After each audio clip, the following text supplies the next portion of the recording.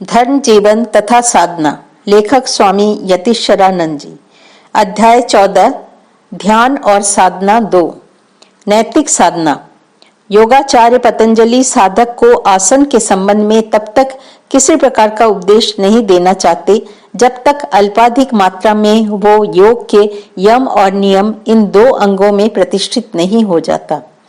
साधक को अहिंसा का अभ्यास करना चाहिए, सत्य बोलना चाहिए, उसे लोभ नहीं करना चाहिए, यथाशक्ति ब्रह्मचर्य का पालन करना चाहिए, उसे असहाय हो दूसरा पर निर्भर नहीं करना चाहिए, बल्कि अपने पैरों पर खड़े रहने की कोशिश करनी चाहिए।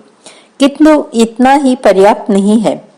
पतंजलि कहते हैं कि साधक भीतर और बाहर के शौच का अभ्यास करे, संतुष्ट रहने की कोशिश करे और परिस्थितियों के अनुकूल यथाशक्ति अपने को ढालने की चेष्टा करे। वो शरीर, वाणी और मन के तप का अभ्यास करे तथा शास्त्रों का अध्ययन करते हुए विचारों को पचाने का प्रयत्न करे। पर यह भी पर्याप्त नहीं है।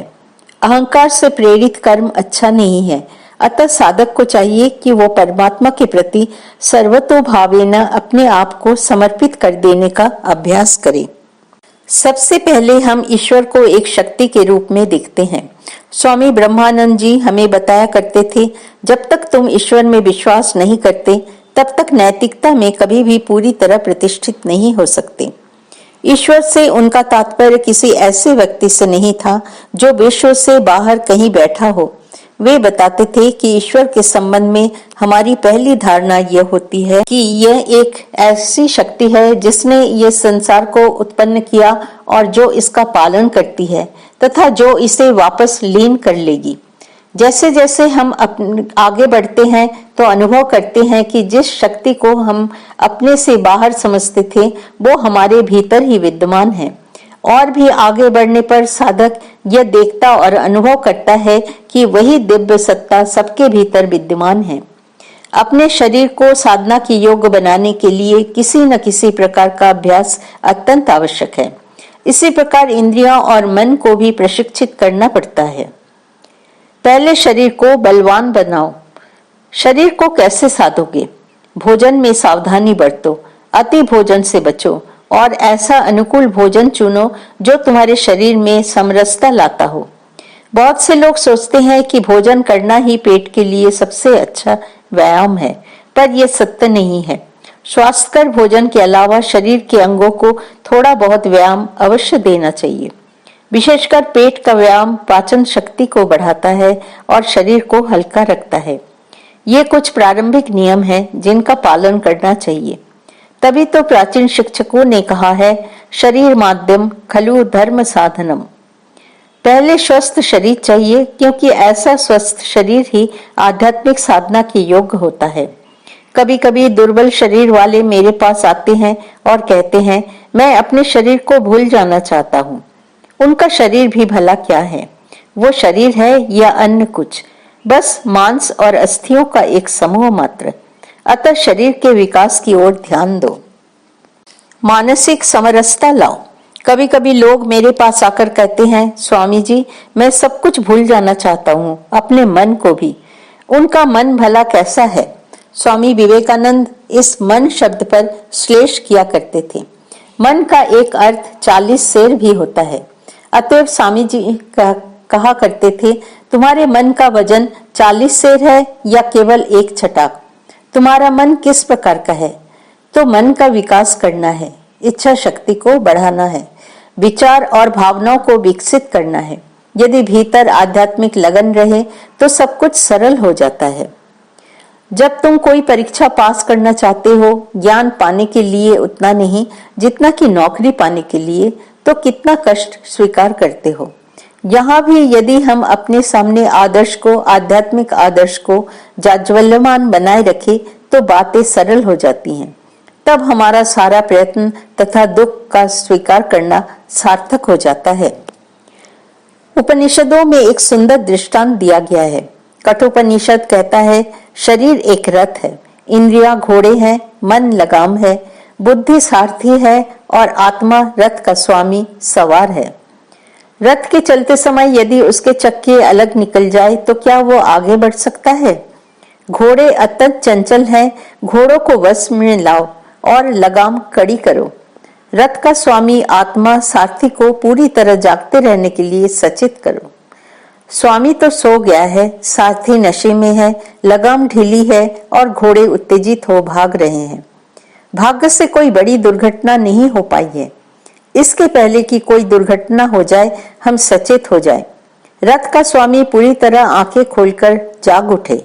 वो सारथी को सावधान रहने के लिए कह दे और मन की सहायता से इंद्रियों को वश में करने का प्रयास करे तथा उन्हें ठीक रास्ते पर चलने की प्रेरणा दे। तभी रथ ठीक ढंग से चलेगा।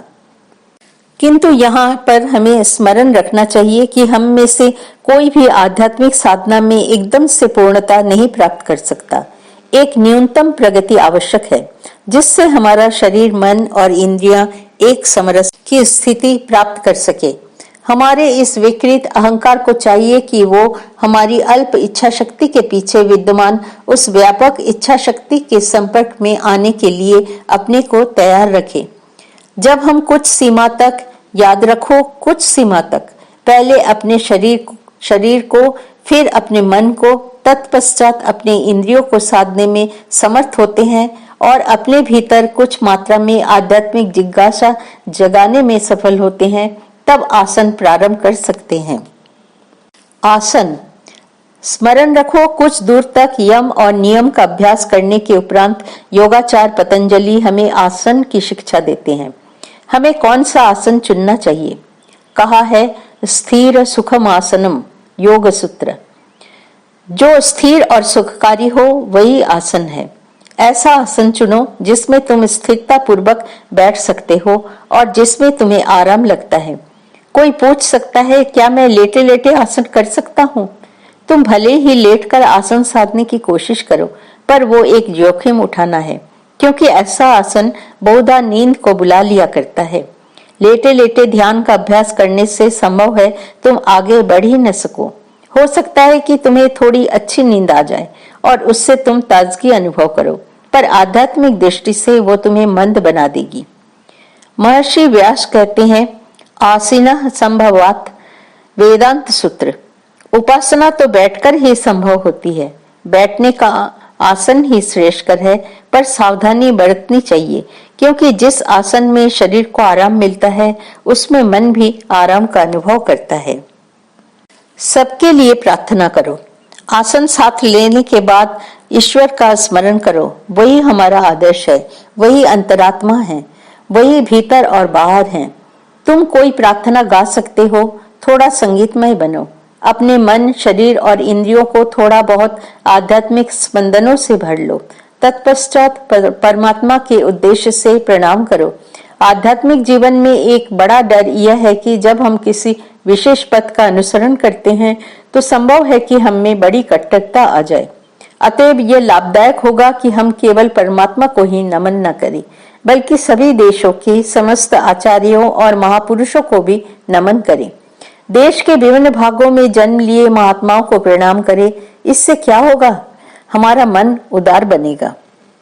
आध्यात्मिक जीवन में दूसरा डर यह है कि हम कहीं अत्यधिक स्वार्थी न बन जाए। बहुधा मैंने देखा है कि साधना के प्रारंभ में साधक अपने को बहुत बड़ा समझने लगता है। वो दूसरों की बात भूल जाता है।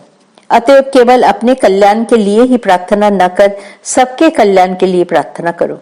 जैसे तुम शांति चाहते हो, आध्यात्मिक ज्ञान चाहते हो, पवित्र बनना चाहते हो, तो सबकी शांति, पवित्रता और आध्यात्मिक ज्ञान के लिए प्रार्थना करो।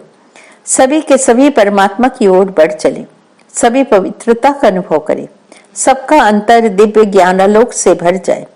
इस प्रकार की प्रार्थना हमें उदार बनाती है। आसन सर्वव्यापी परमात्मा को नमन तथा संसार के सभी धर्माचार्यों और महात्माओं को प्रणाम करने से हमारा मन विकसित होगा, हमारी बुद्धि उदार होगी तथा हम आध्यात्म के रास्ते पर चलेंगे। प्राणायाम का महत्व। प्राणायाम का थोड़ा सा अभ्यास बहुत अच्छा रहेगा। एक गहरी सांस लो और उसे छोड़ दो। लय के साथ सांस लेते और छोड़ते रहो।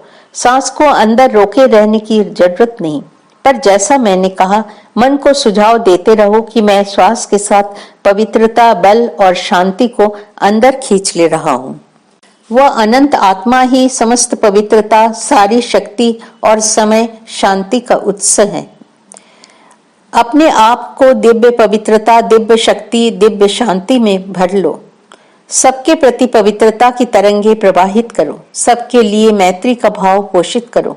यदि तुम ऐसी मानसिकता बना लो तो तुम्हें यह देखकर आश्चर्य होगा कि कितनी सहजता से तुम चेतना के उच्चतर स्तरों पर उठ जा रहे हो।